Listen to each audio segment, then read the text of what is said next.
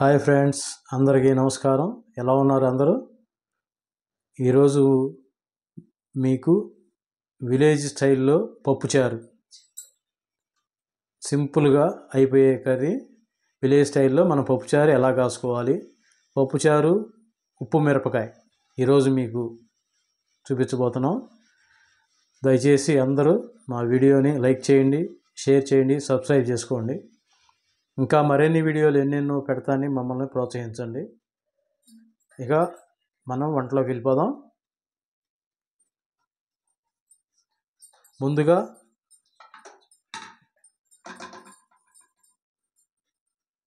మనం గ్యాస్ స్టవ్ని ఎప్పుడైనా సరే శుభ్రంగా నీట్గా ఉంచుకోవాలి. అదే మనకి మంచిది. మనకి లక్ష్మీదేవి పొయ్యి, మనకి లక్ష్మీదేవి ఎప్పుడు ఎంత శుభ్రంగా ఉంచుకుంటే లక్ష్మీదేవి అంత నిండుగా ఉంటుంది మన ఇంట్లో. ముందుగా మనం స్టవ్ మీద బాండీని పెట్టుకొని ఒక గ్లాస్ కందిపప్పును తీసుకొని వాటిని ముందుగా మనం వేయించుకోవాలి. వెనకటి రోజుల్లో అయితే మన తాతలు నాయనమ్మలు వాళ్ళ కాలంలో అయితే కందుల్ని బాగా వేయించుకొని వాటితో కందిపప్పు పట్టుకొని వాటిని మనం తింటుంటే ఆ రుచే అద్భుతంగా ఉండేది. ఆ వేయించిన కందిపప్పుతో చేసుకుంటే. ఈరోజు అంతా రెడీమేడ్ కాలం అయిపోయింది.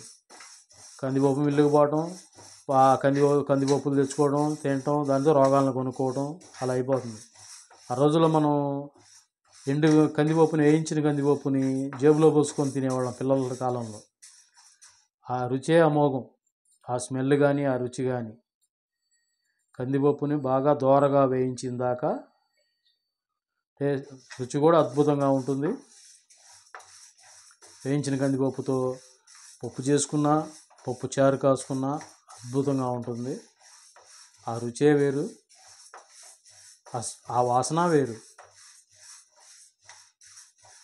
కందిపప్పు మనకి దోరగా వేగేదాకా వేయించుకోవాలి.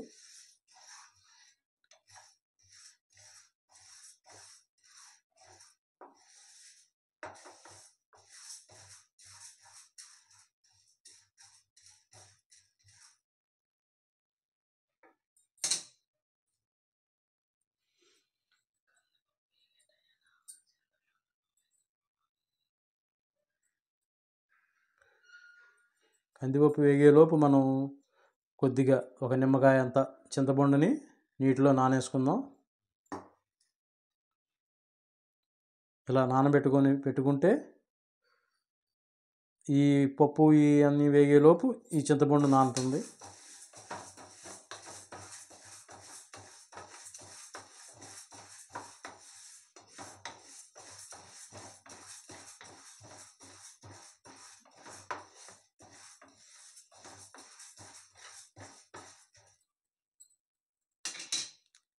కందిపప్పు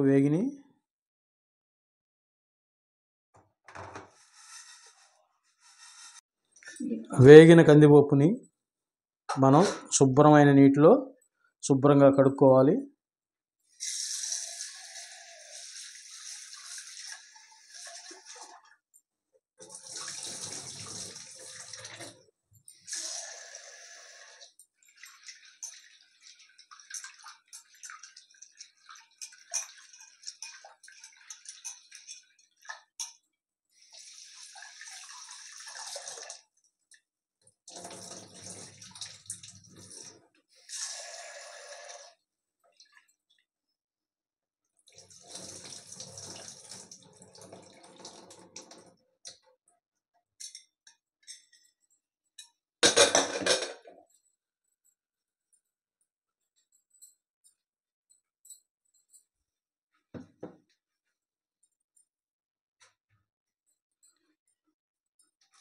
ఒక ఉల్లిపాయని ముక్కలుగా కట్ చేసి ఆ కడిగిన కందిపప్పులో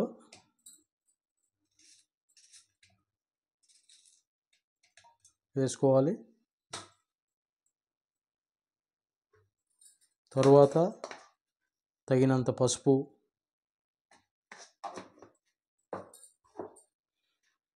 తగినంత కారం,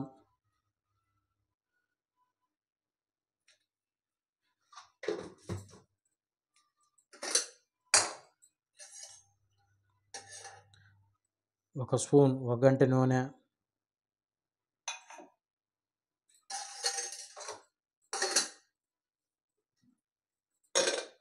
కొద్దిగా నీరు వేసుకొని గ్యాస్ స్టవ్ మీద ఒక 5 విజిల్స్ వచ్చేదాకా, కుక్కర్ ఒక 5 విజిల్స్ వచ్చేదాకా మనం గ్యాస్ మీదే పెట్టుకోవాలి. లో ఫ్లేమ్లో పెట్టుకొని ఒక 5 విజిల్స్ వచ్చేదాకా మనం వేసుకోవాలి. ఈలోపు మనం ఇది ఉడికేలోపు ఒక టమాటా, 2 ఉల్లి, 3 ఎండుమిరకాయలు, 3 పచ్చిమిరపకాయలు, కొద్దిగా కొత్తిమీర, తిరమాత గింజలు, జీలకర్ర, ధనియాలు, కరివేపాకు ఇవన్నీ రెడీ చేసి పెట్టుకోవాలి.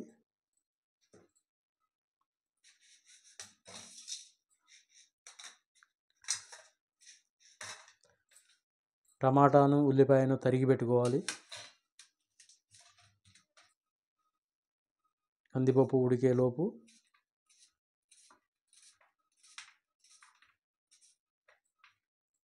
ఉల్లిపాయ, టమాటా, పచ్చిమిర్చిని తరిగి పెట్టుకోవాలి.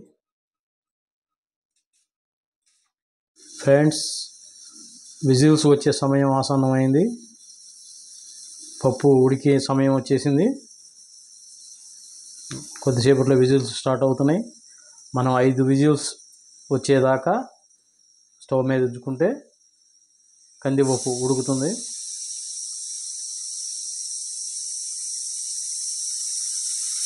ఒకటి,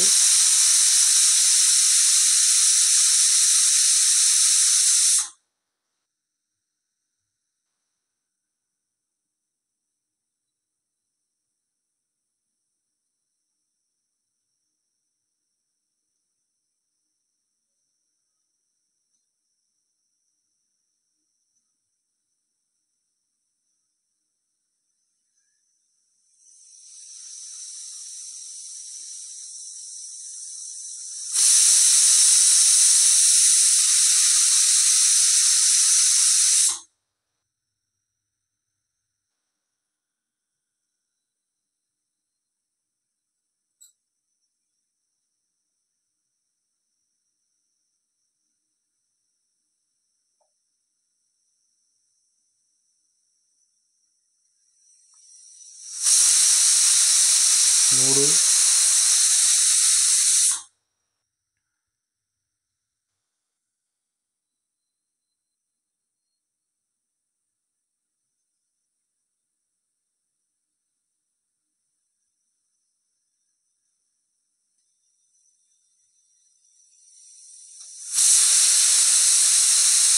4,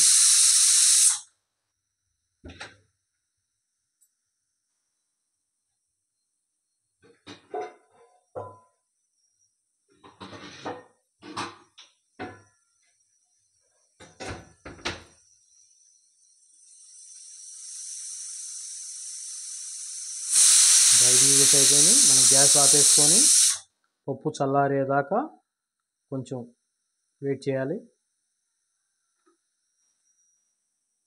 ఫ్రెండ్స్, పప్పు చూడండి 5 విజిల్స్కి ఎలా ఉడికిందో. మెత్తగా బాగా నీట్గా ఉడికింది. ఇప్పుడు పొయ్యి మీద మనం తాలింపుని పెట్టుకోవాలి.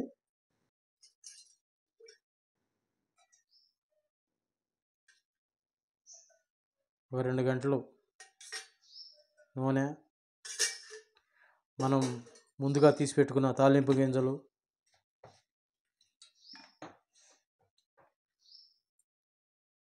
నూనె కాగేదాకా వెయిట్ చేసి మనం ముందుగా తీసి పెట్టుకున్న తాలింపు గింజలు, ధనియాలు,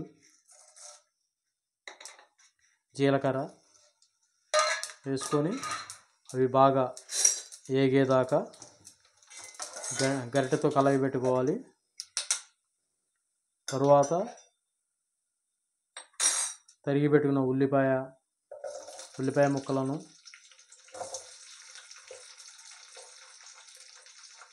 టమాటా ముక్కలను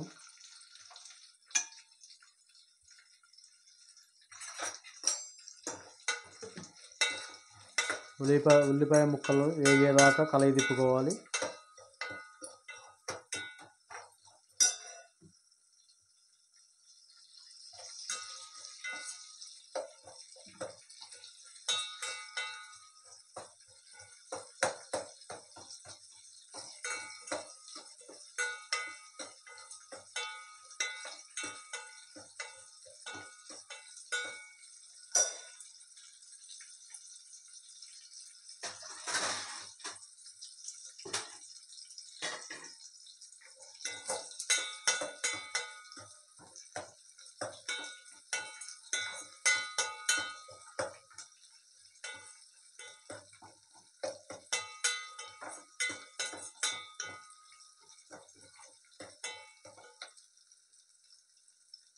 ఉల్లిపాయ ముక్కలు వేగినవి.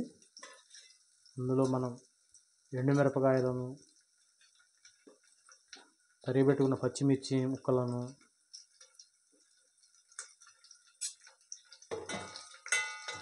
వేసుకొని అవి నూనెలో ఉడికేదాకా కలిగి తిప్పుకోవాలి.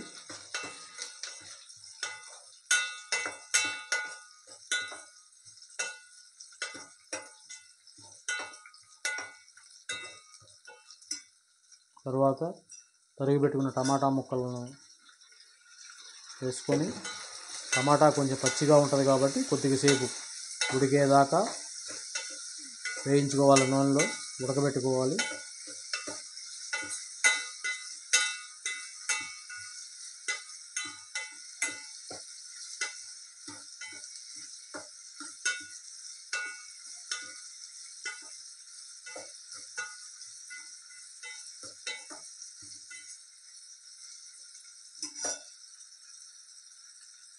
దాంట్లో కరివేపాకు కూడా వేసుకోవాలి.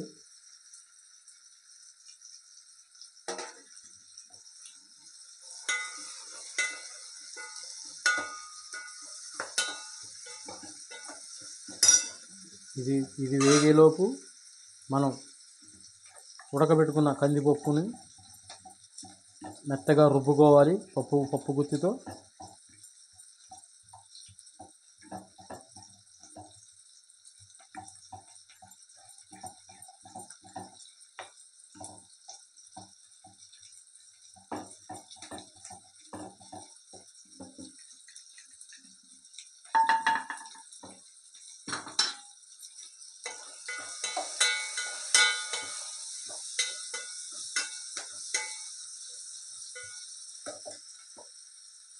ఇప్పుడు నానబెట్టుకున్న చింతపండు రసాన్ని మనం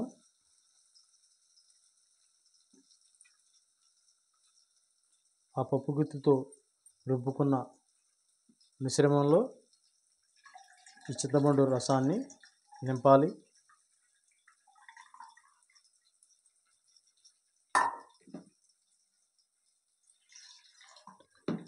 మనకు సరిపడ్డ నీటిని దాంట్లో కలుపుకోవాలి.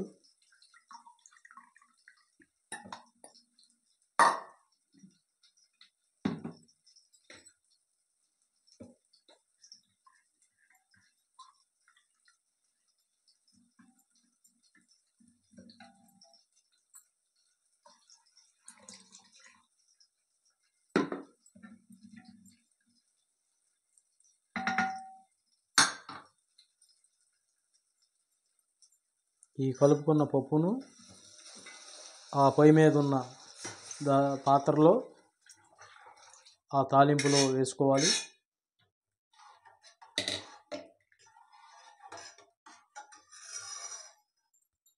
అలా వేసుకొని ఉన్న మిశ్రమంలో మనకి సరిపడ్డ ఉప్పును కలుపుకోవాలి.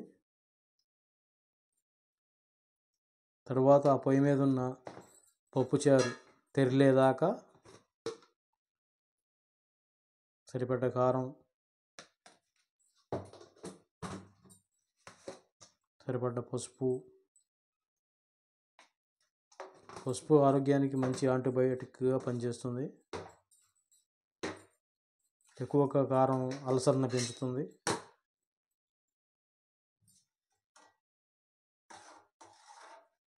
అన్ని సమపాళ్ళలో ఉన్నట్టయితే కూర ఎంతో రుచికరంగా ఉంటుంది. పప్పుచారు దాని మీద మూత పెట్టుకోవాలి. చారు తెరిలేదాకా సిమ్ములో పెట్టుకుంటే చారు మరుగుతూ ఉంటాయి. ఒక 5 నిమిషాల పాటు మళ్ళీ వద్దాం. ఒక 5 నిమిషాల పాటు చారు మరుగుతూ ఉంటాయి. తర్వాత మళ్ళీ కలుద్దాం. ఫ్రెండ్స్, 5 నిమిషాల సమయం అయిపోయింది. పప్పుచారు తెరులుతున్నాయి, మీకు కనిపిస్తూనే ఉంది వీడియోలో. దాని మీద మనం సినిమాకి శుభం కార్డు లాగా లాస్ట్ క్లైమాక్స్ కొత్తిమీర వేసుకోవాలి. అంతటితో పప్పుచారు కాయటం అయిపోయింది. విలేజ్ పప్పుచారు పూర్తయింది ఇంతటితో. ఇప్పుడు వీటి కాంబినేషన్గా మనం ఉప్పు మిరగాయ కానీ లేదా ఉప్పు చేప కానీ ఉంటే బ్రహ్మాండంగా ఉంటుంది. కాకపోతే ఉప్పు చేపతో పప్పుచారు అనేది నెక్స్ట్ వీడియోలో చూద్దాం. ఇప్పుడు ప్రస్తుతానికి ఉప్పు మిరగాయలు వేయించుకుందాం.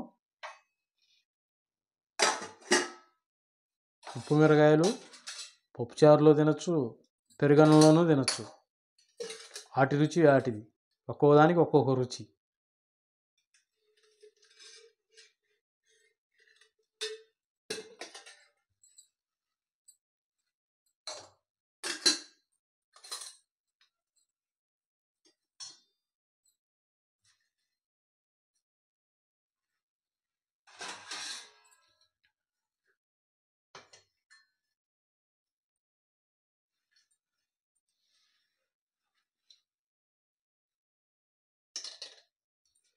నూనె కాగేదాకా వెయిట్ చేసి మనం ఈ ఉప్పు మిరకాయలని ఆ కాగిన నూనెలో వేయించుకోవాలి.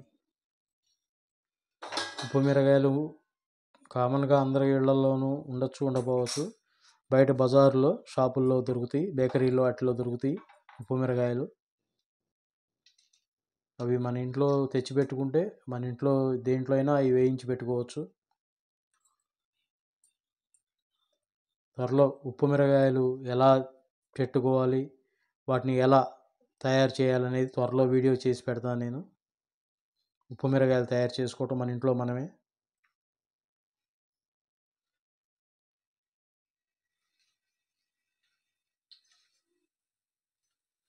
మిరగాయ అనేది బాగా వేగాలి, లేకపోతే పచ్చి పచ్చిగా ఉంటుంది.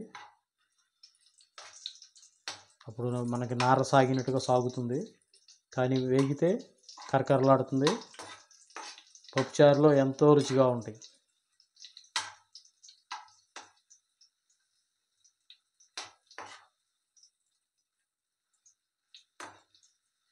పప్పుచారులోకి అప్పడాలు కూడా బ్రహ్మాండంగా ఉంటాయి.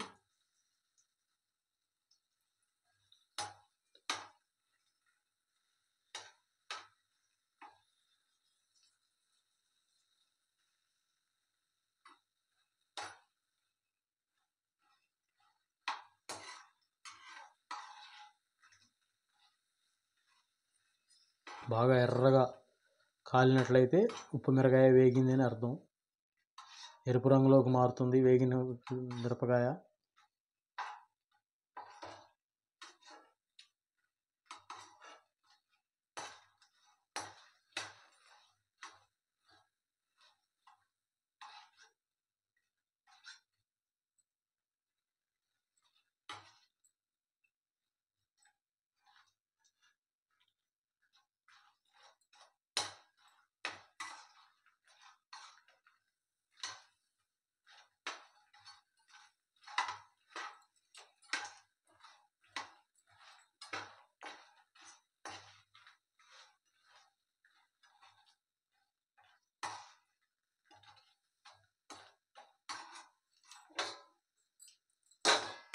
ఆ వేగిన మిరగాయలని వేరే ప్లేట్లోకి తీసి పెట్టుకోవాలి.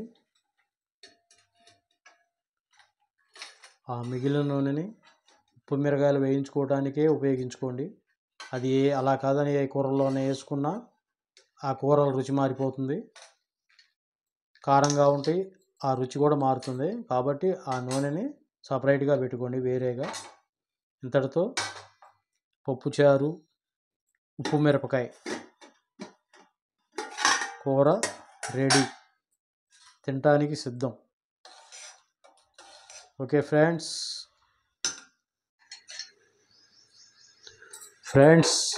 మీకు మా పప్పుచారు ఉప్పు మిరపకాయ కూర చేసే విధానం నచ్చినట్లయితే లైక్ చేయండి, షేర్ చేయండి, సబ్స్క్రైబ్ చేసుకోండి. కొత్త వారిని ప్రోత్సహించండి. ఇంకా ఎన్నెన్నో వీడియోలు పెట్టడానికి మీరు ప్రోత్సాహమే మాకు బలం. అందరికీ నమస్కారం. ఇట్లు మీ రుద్ర. బాయ్.